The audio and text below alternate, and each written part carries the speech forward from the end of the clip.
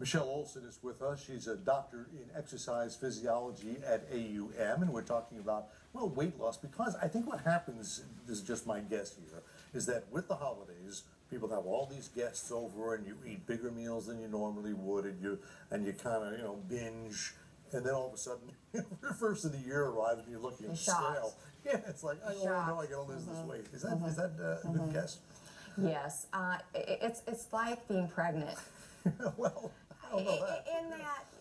In that there's a perception that I have a period of time where it can almost be a free-for-all.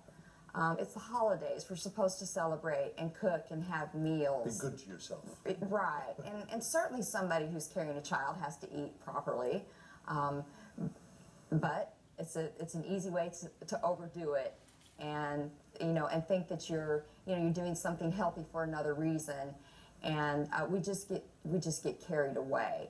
But there are many people, and again, this would be individuals who maybe in prior years have been obese, who have lost weight and successfully maintained a weight loss for years and years and years. We have what's called the National Weight Loss Registry, and it documents individuals' self-report what they have done to maintain a healthy weight loss for more than 3 years. And it's things like not giving up your exercise program during the holidays. You know you're going to have to go to some parties or family gatherings. So what do you do? How do you plan ahead to offset that? Well, maybe I don't completely give up my exercise, or I do it earlier in the morning, and I can keep everything in balance. So it is easy to gain weight during the holidays, but if we just do a few things to keep more in balance, we don't have that huge New Year's resolution hanging over our heads. It sets us up for failure often.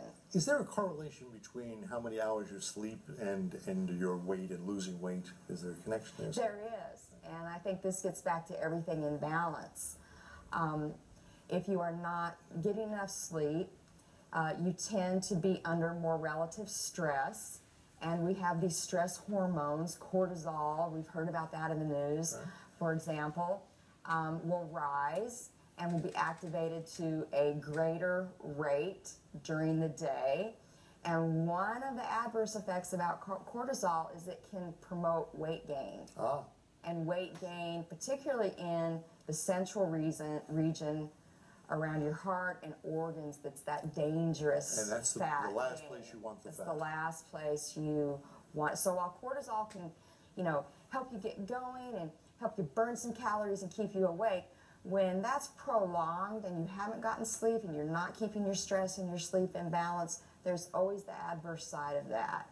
And that is that it promotes weight gain because you're under stress and your body starts to think you need to save some calories to get through all of this stress. Is there an answer to this question that you can give a number? Is there a good number of hours between your last meal of the day and the time you go to sleep? Should there be X number of hours in between those two events? Yeah, there should be, because when you eat, your metabolic rate goes up as part of the process in metabolizing the food.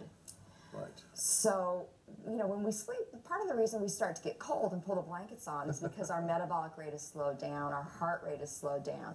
So if you've eaten too close to the time that you're trying to fall asleep, metabolizing food that's fresh in your stomach combats those things that help us go to sleep.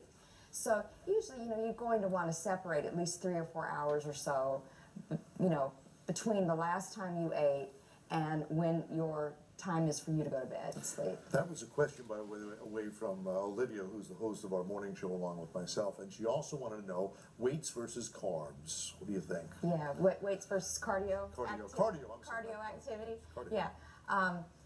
Well, we really need both. The American College of Sports Medicine, who bases their guidelines on decades and decades of research, shows us that we all need both at all ages. We need our walking. We need to do that about 3 times a week, accumulate 30 minutes. That's a minimum. Certainly you can jog. It's 10 minutes a walk for 3 times a week. That's right. That's there's some interesting research studies, individuals who work in buildings where there are staircases who do 2 minutes of stair climbing at lunch can improve fitness. Isn't that amazing? Just so a little bit is worth worth doing. You certainly can jog if you like to jog. Jogging's not, off the list, but we need our cardio. It just helps us with our heart and helps us to maintain our weight. And then our muscles, if we line them all up, Tim, in one plane and set a weight on the end, can pull 2 tons. Wow, So that's impressive. we have muscle that we do not want to wane, because our muscle uses our calories, it moves us around, it helps us with our posture, it supports our bones. Doctor, you've been very encouraging. Thank you so much for the message of good health, and good to you. Thank you, my pleasure. Take care. Coming up in our next